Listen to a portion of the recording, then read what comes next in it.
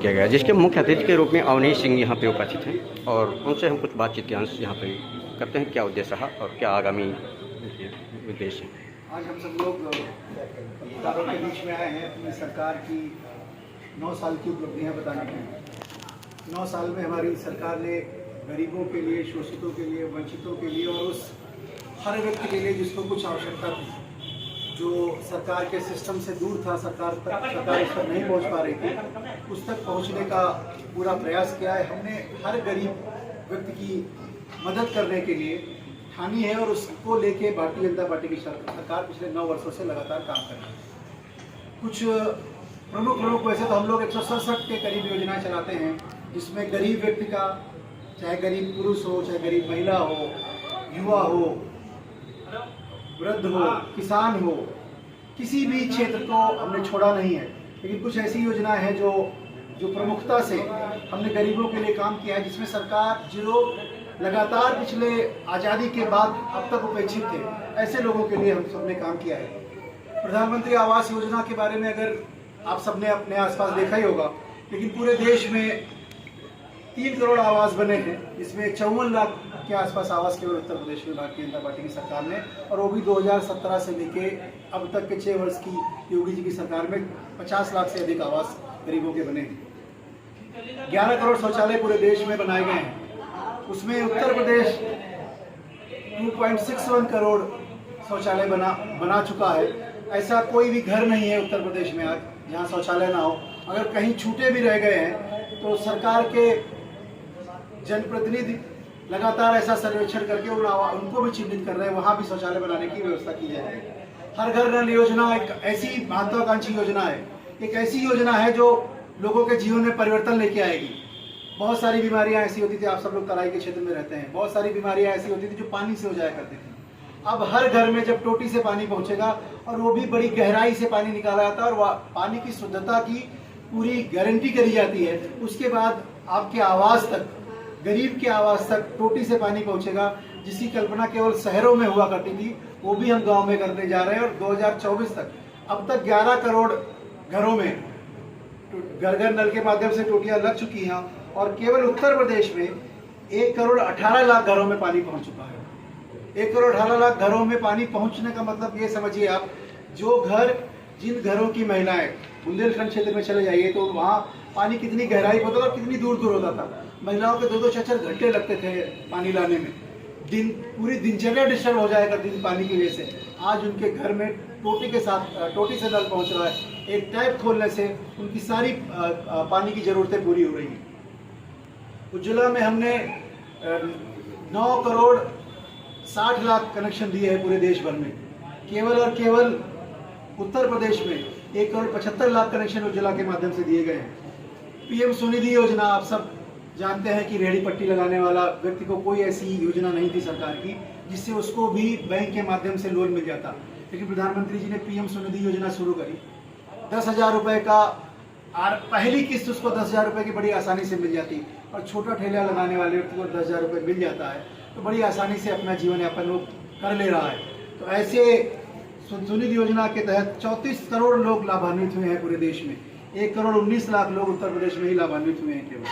आयुष्मान भारत योजना, आप सब जानते हैं कि गरीब के साथ कोई बीमारी आ जाए तो इंतजार करता था कि ईश्वर हमारे ऊपर कुछ कृपा कर दे, डॉक्टर के पास तक जाने के उसके पास पैसे नहीं होते थे। 5 लाख रुपए का आयुष्मान का गोल्ड कार्ड प्रधानमंत्री जी ने बनवाया एक गरीब का, और पूरे भारत में 50 करोड़ लोग इस योजना से लाभान्वित हो चुके हैं। बहुत अच्छा काम आपकी सरकार कर रही है, लेकिन एक चीज़ और जानना चाहेंगे कि मुझे मेरी बातें पूरी हो जाने दीजिए मान्यवर, फिर हम आपके सारे सवाल लेंगे। पीएम किसान सम्मान में 11 करोड़ लोगों को उनके खातों में पैसा जा रहा है। पूर्व प्रधानमंत्री कहा करते थे कि हम 1 रुपया भेजते हैं तो 15 पैसा पहुंचता है, आज हम 2,000 भेजते हैं तो 2,000 का पूरा 2,000 उनके खाते में पहुंचता है। तो ऐसे 2 करोड़ 63,55,000 किसानों को हम लोग उनके खाते में पैसा पहुंचा रहे हैं उत्तर प्रदेश में। 390 विश्वविद्यालय बने, शिक्षा के क्षेत्र में हमने आमूलचूल परिवर्तन किया है। पूरे देश में 390 नए विश्वविद्यालय बने हैं, 37 नए विश्वविद्यालय केवल उत्तर प्रदेश में बने हैं, 10 सरकारी और 27 प्राइवेट विश्वविद्यालय बने हैं। डीबीटी के माध्यम से आप सब समझते हैं कि इस पैसा सीधे किसी के खाते में पहुंच जाए, उसको डायरेक्ट बेनिफिट ट्रांसफर कहते हैं। ऐसे 25 लाख करोड़ रुपया भारतीय जनता पार्टी की सरकार ने गरीबों के खातों में सीधे ट्रांसफर किया है। जो सीधे सीधे गरीब के खाते में पहुंचा, उसमें कहीं इधर उधर का कोई लीकेज नहीं हुआ है। और उत्तर प्रदेश में 3,50,000 करोड़ रुपया सीधे डीबीटी के माध्यम से खातों में पहुंचाया गया है। नए स्टार्टअप योजनाएं बनती हैं, कोई बच्चा कोई नया आविष्कार करे, कोई स्टार्टअप बना ले, उसके माध्यम से लोगों के जीवन में परिवर्तन आए, उसके जीवन में परिवर्तन आए। ऐसे लगभग 99,340 स्टार्टअप पूरे देश में बने हैं और उत्तर प्रदेश में 10,000 के आसपास नए स्टार्टअप बने हैं। नए बच्चे अपनी नई टेक्नोलॉजी से नए रोजगार खोज रहे हैं। देश में जहां पहले पेटेंट नहीं हुआ करते थे, पेटेंट में मतलब वो टेक्नोलॉजी होती है जो बिल्कुल नई टेक्नोलॉजी बने, जिसके माध्यम से कोई नया ऐसी चीज़ बन जाए जिससे गरीब व्यक्ति का कल्याण हो जाए। टेक्नोलॉजी वो होती है आपको जीवन को आसान कर दे। तो वो टेक्नोलॉजी का पेटेंट नहीं होता था, पहले पेटेंट नहीं होता था तो हमारे यहाँ खोज भी हो जाती थी, तो उसका पैसा विदेशों में जाया करता था। आज दुनिया में जितने पेटेंट अप्लाई हो रहे हैं, भारत सरकार की नीतियों की वजह से केवल और केवल 40% पेटेंट भारत के युवा वैज्ञानिक करवा रहे हैं। तो चाहे वो सीमा की सुरक्षा हो, चाहे वो आंतरिक सुरक्षा हो, चाहे सड़कों का नेटवर्क हो, चाहे एयरपोर्ट बनाने हो, हर दिशा में भारतीय जनता पार्टी की सरकार ने पिछले 9 वर्षों में काम किया है। हमारी सांस्कृतिक धरोहर ले लीजिए आप, प्रभु श्री राम जी का मंदिर है। आप काशी विश्वनाथ चले जाइए तो एक बार आप दर्शन करने जाएंगे, मुझे लगता नहीं है कि आपके मन में वो श्रद्धा भगवान शिव के प्रति नहीं व्यक्त होगी और वही श्रद्धा प्रधानमंत्री मोदी जी के लिए नहीं आएगी कि ऐसी गलियों में जो हमारे आराध्य बैठे थे, उनको एक सीधे गंगा जी से आप जल लीजिए और जाके शिव भगवान का जलाभिषेक कर दीजिए। ऐसी व्यवस्था काशी में की है। उज्जैन का तीर्थ वो भी भव्य बना दिया। मथुरा में भी काम शुरू हो रहा है। तो ऐसे जितनी सांस्कृतिक धरोहर की नगरियां थी, सब में हमने काम किया और निरंतर भारतीय जनता पार्टी की सरकार बिना सोए, बिना लोगों को सोने दिए, प्रधानमंत्री जी कहते हैं ना खाऊंगा ना खाने दूंगा, उसी तर्ज पे लगातार 9 वर्ष से काम कर रही है और लगातार आगे भी आने वाले वर्षों में भारतीय जनता पार्टी गरीब के कल्याण के लिए कार्य करती रहेगी। जब तक उत्तर प्रदेश के या देश के हर गरीब के चेहरे पे मुस्कान ना आ जाए, उसकी मूलभूत आवश्यकताएं ना पूर्ण हो जाए, उसको आवास मिल जाए, उसको भोजन मिल जाए, उसको कपड़े मिल जाए, उसको एक रोजगार मिल जाए, जब तक ये पूरा नहीं होगा भारतीय जनता पार्टी की सरकार के कार्यकर्ता, भारतीय जनता पार्टी के नेता अपने कदम नहीं रोकेंगे, लगातार प्रयास करते रहेंगे। बहुत अच्छी बात और बखूबियाँ आपने गिनाई अपनी सरकार की और जन जन तक पहुंचाने का काम कर रहे हैं। आपके श्रोता के विधायक हमेशा जनता के बीच बने रहते हैं। लेकिन सबसे अहम मुद्दा है जो गौएँ हैं यहाँ क्षेत्र में, और सरकार उनके लिए गौशालाएँ भी बनाई, लेकिन किसान जाके अपने खेतों में रखवाली करता, रात की नींद अपने घर में वो चैन की नहीं सो पाता है। इसके लिए कोई कानून और ये जो आपकी सरकार नहीं करी, ये अहम मुद्दा है गांधी क्षेत्र में, जबकि हमेशा श्रोता के विधायक इस मुद्दे को लेकर के कई बार उठा भी चुके हैं और करते भी हैं, लेकिन उच्च जो जिम्मेदार हैं उनके द्वारा क्या करेंगे? देखिए, सरकार पूरी तरह से संवेदनशील, जैसा मैंने अभी पहले बोला कि भारतीय जनता पार्टी सरकार ने जो भी बातें अपने घोषणा पत्र में कही, हमने टिक मार के एक पूरी की। प्रधानमंत्री ने 10 तारीख को कहा था, मेरी बात तो सुनिए, हमने ये कहा था अपने घोषणा पत्र में, जिसके आधार पर आपने हमको वोट दिया कि हम गौ हत्या नहीं होने देंगे। गौ हत्या हो रही है, हाँ, लेकिन उससे ज़्यादा तो गौ हत्या गौ हत्या हो रही है। कोई हत्यारा है गौ का? नहीं हो रही ना।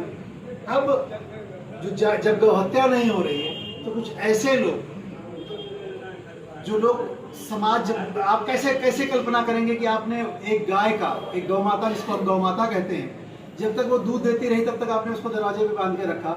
जब उन्होंने दूध देना बंद कर दिया गाय ने, तो आपने उनको गाय को छोड़ दिया। ठीक बात। लेकिन इन कुरीतियों के बाद भी ये सामाजिक बदलाव आया है। इस सामाजिक बदलाव में सामाजिक क्षेत्र के लोग भी प्रयास करें, सामाजिक क्षेत्र के लोग प्रयास करें। लेकिन सरकार के प्रयास में बता देता हूँ सरकार ने क्या क्या प्रयास किया। हर न्याय पंचायत स्तर पे गौशाला बनाने की व्यवस्था हुई, बड़ी बड़ी गौशालाएं बनाई गई, बड़ी बड़ी गौशालाओं में व्यवस्था की गई।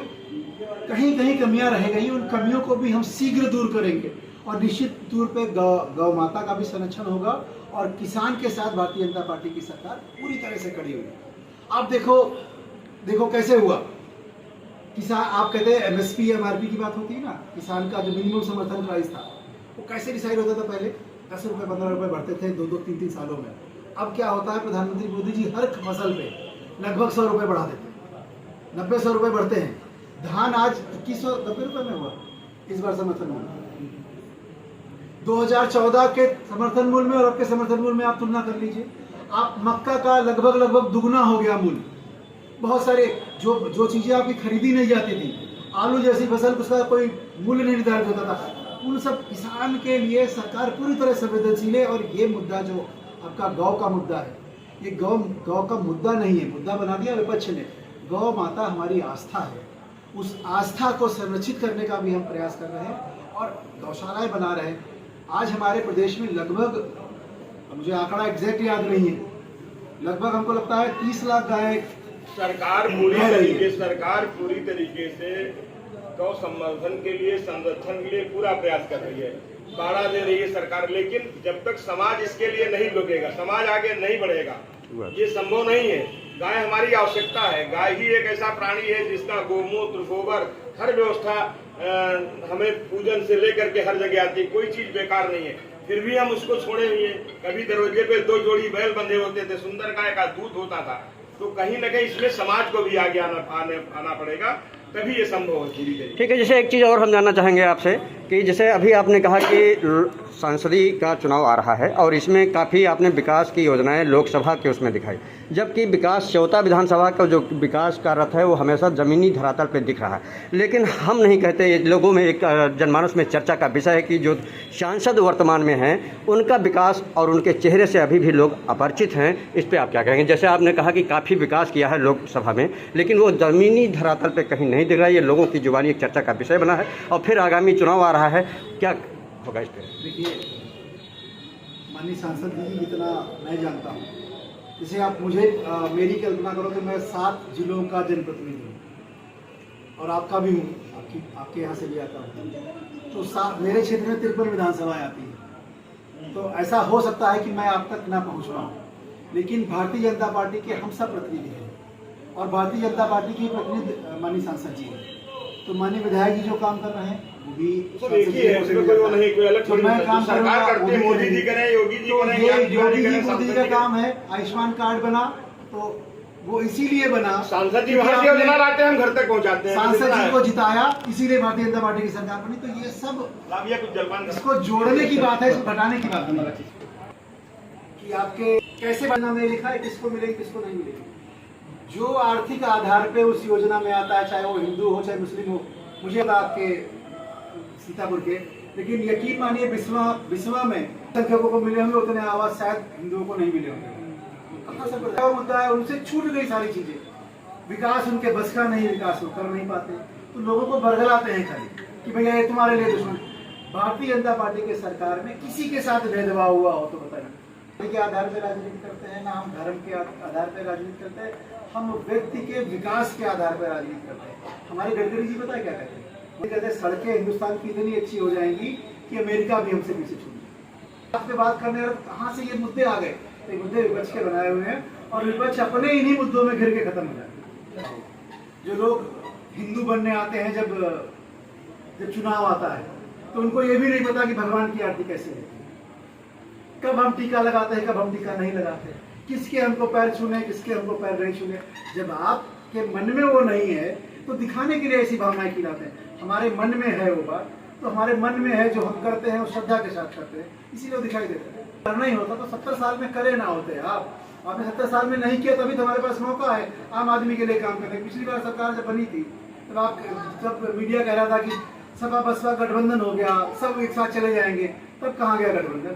के साथ है और हम जनता के साथ। आज दुनिया के अनेक देश घुमाते हैं। मोदी जी आश्चर्य आते तो कहते हैं Modi ji my boss. America का प्रेसिडेंट ये कहता है कि प्रधानमंत्री मोदी जी हमको ऑटोग्राफ दे दीजिए। तो मुझे नहीं लगता हिंदुस्तानी के मन में मोदी जी के अलावा और कोई रहता है। इसलिए रहता है, इसलिए नहीं रहता कि मोदी जी का चेहरा ऐसा। मोदी जी इसलिए रहते हैं कि गरीब को लगता है वो मेरे जैसे, ये सोचते हैं गरीब के लिए जीते हैं। देश को ऐसा प्रधानमंत्री इतिहास में पहली बार मिला है जो लगातार जब से प्रधानमंत्री बने, मुझे लगता है एक दिन की छुट्टी ली है। उनका कोई परिवार है तो उन्होंने पूरे देश को अपना परिवार माना है और पूरे देश की सेवा के लिए वो काम कर रहे हैं। आप भी उनके लिए उतना ही महत्व रखते हैं, मैं भी उतना ही महत्व रखता हूँ। गांव में रहने वाला एक गरीब व्यक्ति भी उतना ही महत्व रखता है, तो सबके लिए प्रधानमंत्री जी काम कर रहे हैं। जो 14 विधानसभा के अधिकतम उत्तर प्रदेश की यशस्वी योगी जी की सरकार केंद्र की मोदी जी के सरकार के द्वारा दिए गए लाभों से पूर्ण रूप से लाभान्वित हुए हैं। ऐसे समस्त कार्यकर्ता दाहिनी तरफ विराजित हैं। आप सब जानते हैं, चाहे वो कोई भी क्षेत्र हो, हमारे जनपद के संगठन के पूर्व जिलाध्यक्ष लोगों ने योगी जी को अपना मुख्यमंत्री बनाया और ज्ञान तिवारी को अपना चौकीदार बनाया, श्री राजेश वर्मा जी को अपना सांसद बनाया। हम दूरी ज्यादा बातें देश विदेश की क्या करें, हम अपने क्षेत्र की ही बात कर लेते हैं। आप लोगों से ही पूछ लेते हैं, जरा आप लोग ये बताइए, अटल जी के जमाने से राशन आता है, मोदी जी भी आपको राशन देते थे, यही वो श्रोता विधानसभा है। एक महीने में व्यक्ति राशन नहीं पाता था, दूसरा महीना बीत जाता था, जब तीसरे महीने में हम लोग घेराव करते थे तब उसको राशन मिलता था। मैं गलत तो नहीं बोल रहा, बताइए भाई, मैं गलत बोल रहा हूँ, बता दीजिए। आप लोग बहनें बैठी हुई हैं, आज एक महीने में 2-2 बार राशन मिलता है कि नहीं मिलता, बताइए, मिलता है कि नहीं मिलता है? ये फर्क है मोदी योगी और सम्मान। दलितों के उत्थान के लिए दृढ़ संकल्पित है। ऐसे लोगों के बीच में बैठ करके उनके सम्मेलन में आज के कार्यक्रम के मुख्य अतिथि भारतीय जनता पार्टी के और हमारे इस क्षेत्र के ये 6 जिले लगते हैं, उसमें वैसे यहाँ के एमएलसी के रूप में आज के कार्यक्रम के मुख्य अतिथि हैं आदरणीय छोटे भाई अवनीश जी। जोरदार तालियों के साथ इनका स्वागत, अभिनंदन, जोरदार तालियों के साथ स्वागत है। हमारे विधानसभा के प्रभारी भाई सुधाकर शुक्ला जी, चौहान जी, महिला मोर्चे के 2 नेत्री कंचन जी, रानी दीक्षित जी, कार्यक्रम संयोजक रामेन जी, रामेन शुक्ला जी, हमारे सम्मानित प्रधान संघ के अध्यक्ष महोदय मिश्रा जी, मंडल अध्यक्ष हमारे पिंकू वाजपेयी जी, संजय कुशवाहा जी, राजा राम निषाद जी, मनोज सिंह जी, युवा मोर्चे के सम्मानित अध्यक्ष पदाधिकारीगण, सामने बैठी हुई नारी शक्ति के रूप में हमारी माताएं बहनें एवं दाहिनी तरफ बैठे हुए हमारे सभी सम्मानित महानुभाव, मैं आप सभी लोगों का हृदय की गहराई से अभिनंदन करता हूं, वंदन करता हूं, अभिवादन करता हूं। वैसे तो आप मुख्य अतिथि जी को सुनेंगे, उन्हीं को बोलना है, हम तो आपके बीच में निरंतर बोलते ही रहते हैं, लेकिन इतना जरूर कहना चाहता हूं, आजादी के 76 वर्ष हुए हैं। 15 अगस्त 1947 को हमारा देश आजाद हुआ था और पहले प्रधानमंत्री पंडित जवाहरलाल नेहरू जी बने थे, लेकिन उसके बाद आज निरंतर 2014 में आप लोगों ने मोदी जी को भारत देश का प्रधानमंत्री बनाया। और जब मोदी जी को आपने प्रधानमंत्री बनाया, मोदी जी अपनी योजनाओं के आपका पास भेजते थे, लेकिन उत्तर प्रदेश में उस जमाने में समाजवादी पार्टी की सरकार होती थी, और जब समाजवादी पार्टी की सरकार होती थी तो मोदी जी जो योजनाएं भेजते थे तो समाजवादी के लोग जो उनको अपना घर मानते थे, जिनको अपना कुछ जात की राजनीति करते थे, वो मोदी जी की योजनाओं को तोड़ मरोड़ के मात्र वहीं तक पहुंचती थी। बहुत सी योजनाएं तो भ्रष्टाचार की बेच चढ़ जाती थी, सिर्फ कागज पे ही होता था कि जब दिल्ली से पैसा चलता है, उत्तर प्रदेश के गांव तक पहुंचता है, दिल्ली से 100 रुपया भेजा जाता है तो गांव में पहुंचते पहुंचते वो 15 रुपया ही लाभार्थी के पास पहुंचता है। जब उन्होंने ये भाषण दिया तो अटल जी ने चुटकी ली, क्या पैसा भी घिसता है? हमने सुना अगर 100 का जमा करोगे तो 100 का 100 पूरा मिलेगा, लेकिन जब चाय बेचने वाला इस देश का प्रधानमंत्री होता है तो आपके खाते में जब 2000 भेजता है तो 2 का 2000 आपके पास आता कि हम भ्रष्टाचार खत्म कर देंगे, हम महिलाओं को सम्मान देंगे। महिलाओं को सम्मान कैसे दे पाएंगे आप, जब हमारे गांव की बुजुर्ग महिलाएं, बेटियां इंतजार करती थी कब शाम हो जाए, कब हम अपनी नित्य क्रिया के लिए निवृत्त होने जाएं। आज प्रधानमंत्री मोदी जी ने घर घर शौचालय बनवाए, 11 करोड़ से अधिक शौचालय बने हैं भारत देश में। तो ये परिवर्तन है और ये परिवर्तन लगातार ऐसे ही चलता रहेगा। किसान सम्मान निधि दे दिया, गरीब व्यक्ति पहले, क्योंकि भूलते बहुत जल्दी है हम लोग। यहाँ हमारे किसान बंधु बैठे हैं, जब आप खाद खरीदने जाते तो लाठी चलती थी कि नहीं चलती थी? चलती थी कि नहीं चलती थी? तो जैसे सरकार आई तब से कुछ हुआ? पहले यूरिया बोरी में आती थी, जब कहीं मोदी जी कहे बोरी लेके हमारा किसान गरीब 60 किलो की ना जाए लाद के, यूरिया को भी और ठीक कर दिया गया, छोटी सी बोतल में आ गई यूरिया। नहीं उपज देती है जितनी आप बोरिया लाद के ले जाते थे तब उपज होती है। ये परिवर्तन सब इसलिए हो पा रहे हैं क्योंकि ये सरकार गरीबों के लिए सोचती है। ये सरकार उनके लिए सोचती है जो वंचित है। कोई रोजगार करने की सोचता था, बोले हमारे पास पैसे ही नहीं, हम कहां से करें। मुद्रा लोन में 50,000 रुपए बैंक में चले जाइए बिना किसी गारंटी के। आपका प्रोजेक्ट ठीक बना होना चाहिए, कोई गारंटी नहीं चाहिए, ना विधायक जी की गारंटी चाहिए, ना सांसद जी की गारंटी चाहिए, ना आपके रहने वाले गांव में रहने वाले किसी प्रतिष्ठित व्यक्ति की गारंटी चाहिए। आप चले जाइए, मोदी जी, योगी जी, आप गरीब आदमी की गारंटी लिए हुए हैं और 50,000 रुपए से लेकर 5 लाख रुपए तक का लोन आपको बैंक में मिल जाता है। आप अपना रोजगार करिए। जो गरीब आदमी का बच्चा पढ़ लिख जाता था पहले, या 2017 तक भी उत्तर प्रदेश में जब तक योगी जी की सरकार नहीं बनी थी, बहुत सारे समाजवादी पार्टी के लोग इधर उधर बैठे रहते थे।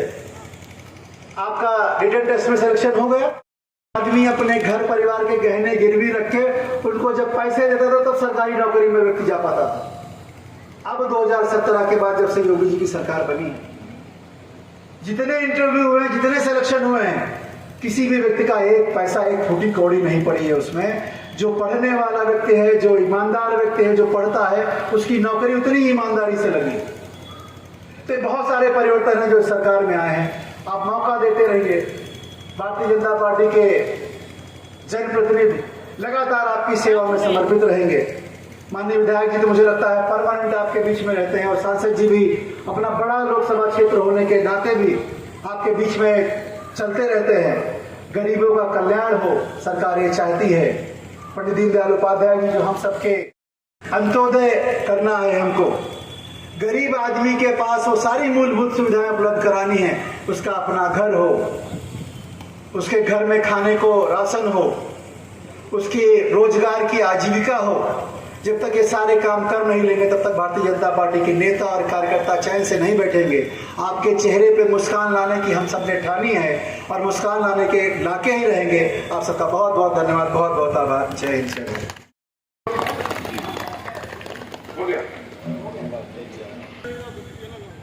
कि सम्मानित मुख्य अतिथि जी का स्वागत तालियों से आदरणीय सुधाकर शुक्ला जी का स्वागत करें।